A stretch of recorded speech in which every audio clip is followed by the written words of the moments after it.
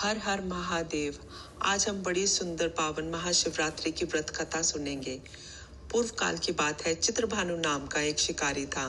वह शिकार करके अपने परिवार का पालन पोषण करता था।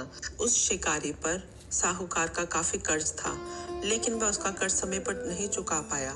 फिर साहूकार ने शिकारी को शिव मठ में बंदी बना लिया। जिस दिन उसे बंदी बनाया गया उस दिन शिवरात्रि थी। चतुर्दशी के दिन उसने शिवरात्रि व्रत की कथा सुनी और शाम होते ही साहूकार ने उसे अपने पास बुलाया और ऋण चुकाने के बारे में कहा। उसके बाद वह फिर शिकार की खोज में निकला। बंदी गृह में रहने के कारण वह बहुत भूखा था। शिकार की तलाश में वह बहुत दूर निकल आया। अंधेरा होने पर उसने जंगल में ही रात बिताने का फैसला किया और एक पेड़ पर चढ़ गया। उस पेड़ के नीचे शिवलिंग था, जो बिल्व पत्रों के पत्तों से ढका हुआ था। शिकारी को उसके बारे में जानकारी नहीं थी। पेड़ पर चढ़ते उसने जो टहनियां तोड़ी वह शिवलिंग पर गिरती रही। इस तरह से भूखे प्यासे रहकर शिकारी का शिवरात्रि का व्रत हो गया और शिवलिंग पर बेलपत्र भी चढ़ गए। रात के समय एक हिरनी पानी पीने तालाब पर आई। शिकारी जैसे ही उसका शिकार करने जा रहा था, तभी हिरनी बोली, मैं गर्भवती हूँ, शीघ्र ही प्रसव करूंगी। तुम एक साथ दो जीवों की हत्या करोगे। मैं बच्चे को जन्म देकर तुरंत तुम्हारे सामने आ जाऊंगी, तब तुम मुझे मार लेना। शिकारी ने हिरनी को जाने दिया। इस दौरान अनजाने में कुछ बेलपत्र शिवलिंग पर गिर गए। इस तरह उसने अनजाने में प्रथम पहर की पूजा भी संपन्न कर ली। कुछ देर बाद एक जैसे ही शिकारी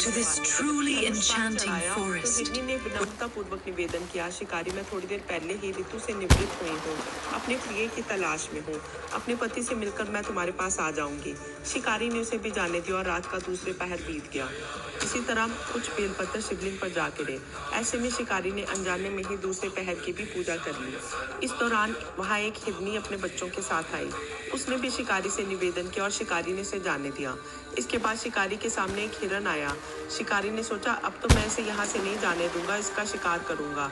तब हिरन ने उससे निवेदन किया कि मुझे कुछ समय के लिए जीवन दान दे दो। शिकारी ने पूरी रात की घटना उस हिरन को सुना दी। तब हिरन ने कहा कि जिस तरह से तीनों पत्नियां प्रतिज्ञाबद्ध होकर गई हैं, मेरी मृत्यु से अपने धर्म का पालन नहीं कर पाएंगी। जैसे तुमने उन्हें विश्वास पात्र मानकर छोड़ दिया, मुझे भी जाने दो। मैं उन सबके साथ तुम्हारे सामने शीघ्र ही उपस्थित होऊंगा। शिकारी ने उसे भी जाने दिया। इस तरह सुबह हो गई। उपवास, रात्रि जागरण और शिवलिंग पर बेलपत्र चढ़ाने से अनजाने में ही शिवरात्रि की पूजा पूर्ण हो गई।